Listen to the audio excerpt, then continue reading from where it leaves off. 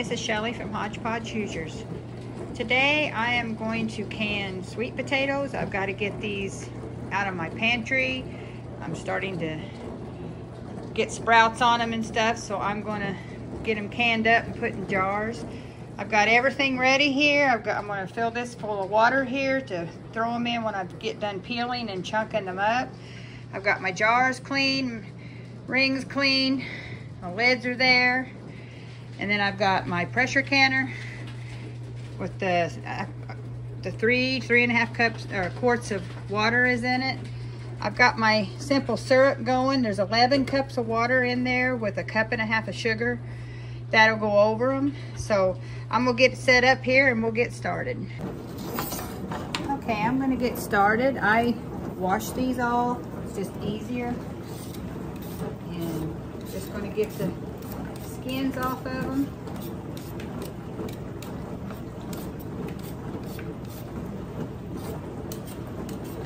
This is a real easy thing to pressure can. Now this is something you do not want to water bath. They are a low acid food.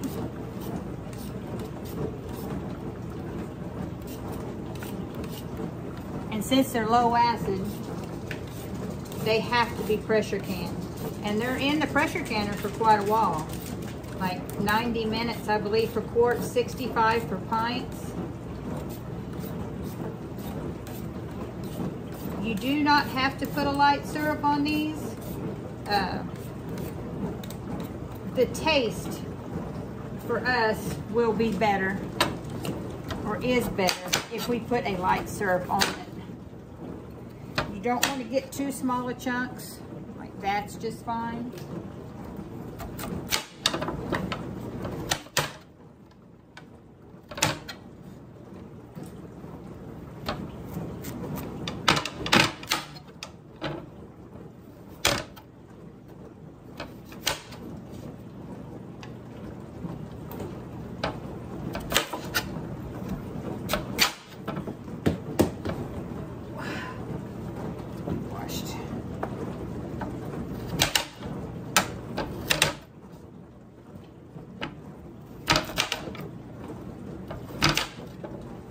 We love sweet potatoes.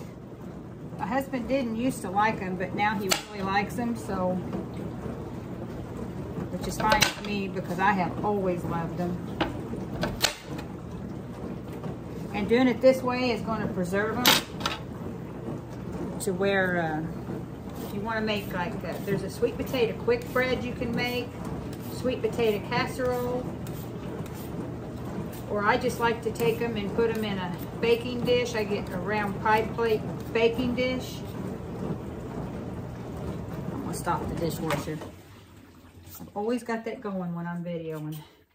But I take a round oven safe pie plate and spray it with some oil. I drain the sweet potatoes because they will have some starch in them, so it's just best to go ahead and drain them. And then I put pats of butter all over them. And we sprinkle pecans over it. Brown sugar, just a little bit. And then I drizzle maple syrup over the top of it. And then bake it till it's caramelized. Oh, it's so good. Now my husband, when he eats it, he will sprinkle salt on it when he eats it. And it is the nice balance of the sweet and the saltiness. Now this variety of sweet potato is called Bunch Puerto Rico.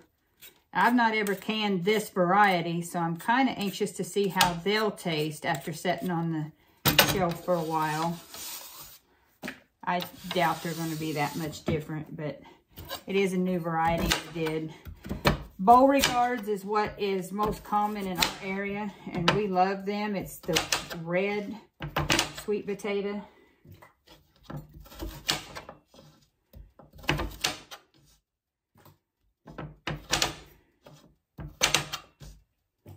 So I'm going to get finished with all the rest of these, and I'll come back and show you how I get them into jars. And we'll keep going from there. Okay, I've got several chopped up. I don't know if I've got enough for the full 7 quarts, so I'm just going to start putting them in and see how it goes. I like to shake them around a little bit. You don't want them packed real tight. And you'll want an inch head space when you're done.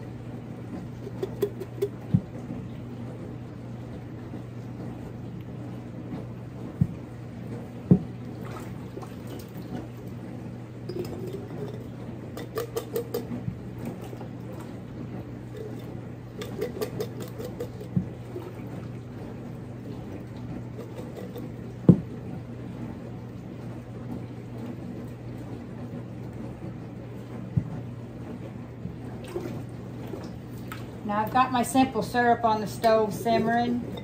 And we'll be adding that here when I get these all filled. Yeah, I'll have to chop up a few more. I thought I would, I just didn't want any extra.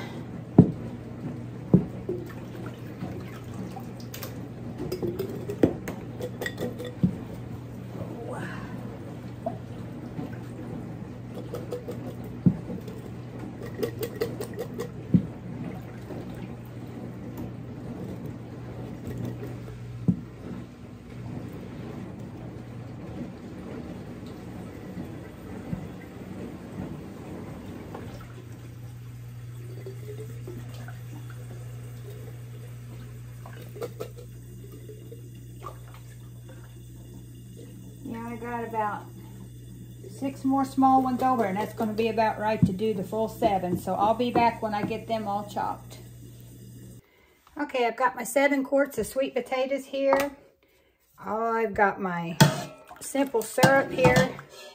It's been simmering for a little while. Again, that's 11 cups of water and 1.5 cups of sugar. So all you'll do is put the syrup in. You're going to go to 1 inch headspace.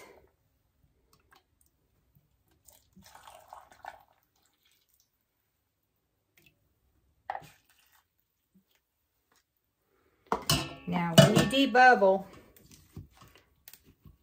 it'll probably settle down and you can have to add a little more.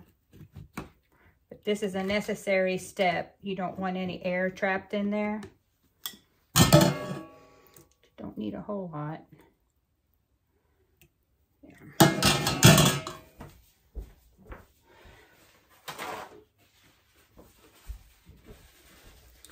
Now, since that stuff is sticky, you want to wipe the rims really well.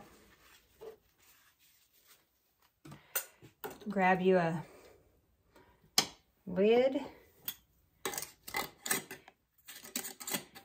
You only want it as tight as you can do one hand. You don't want to go real tight.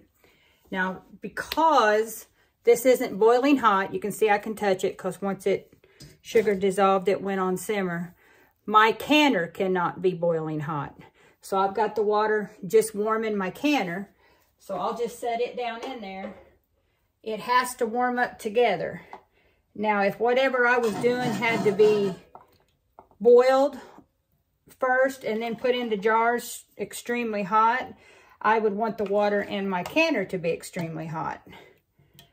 Whatever it is, you have to match however warm the jars is to the water in the canner, so you don't get any cracked jars or fails or jar just completely shattering inside.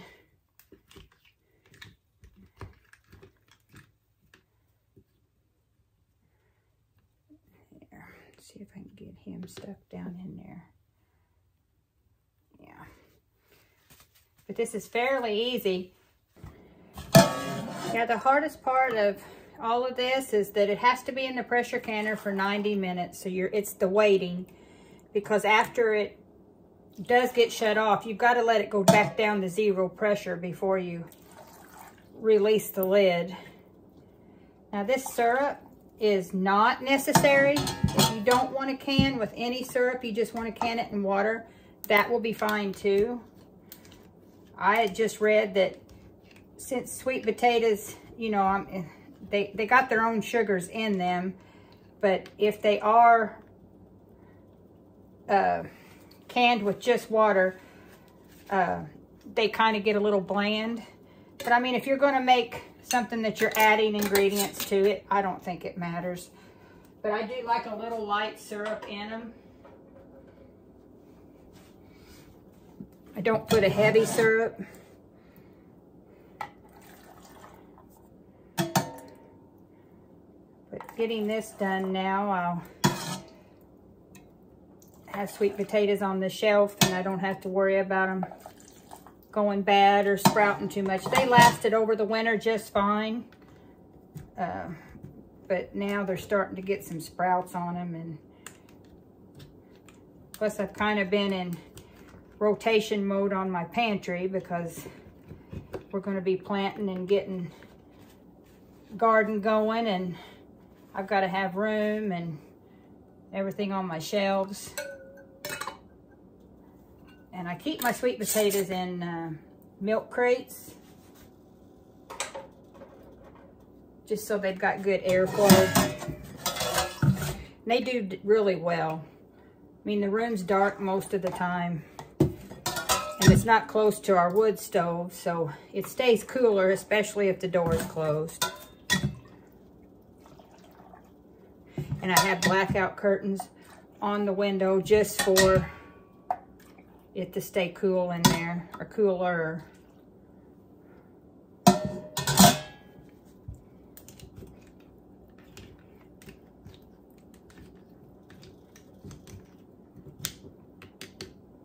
Like I said, you want 1 inch head space with these. Good tool, this tool. If you put it on the last thing and then just straight up and down, that's 1 inch. These are ball canning lids. You do not have to boil them or put them in water. I guess old habits are hard to break. I still like to put them in some warm water. I think it helps like get the seal more pliable. So I'm gonna turn you around and show you what it looks like in the canner. Okay, I have them here. They're all loaded. So I'm gonna get the lid on and I'm gonna go ahead and put my temp to high so we can get it up to boiling point. And we'll get it locked down and I'll let you see what it looks like when it starts to steam. And we'll go from there. Okay, as you can see, I've already put the weight on. It's holding good pressure at about 12 pounds. I've still got 48 minutes to go yet, but just slightly rocking and doing its thing. Okay, the timer's just going off. I'll shut it off. We still stayed at a solid 12 pounds. And I'll shut the burner off, and now we got to let this go down to 0. And once it comes to 0, I'll undo these things here, and I'll just lift the lid just a little and let it set for about 10 minutes. That'll keep from siphoning, and then they'll be done. Okay, there you go. They're just out of the canner. They're still bubbling. They'll set for 24 hours before I put them on the shelf. So this is Shelly from Hodgepodge Hoosiers. Please like, comment, subscribe, and share. And I'll catch you on the next one. Bye for now.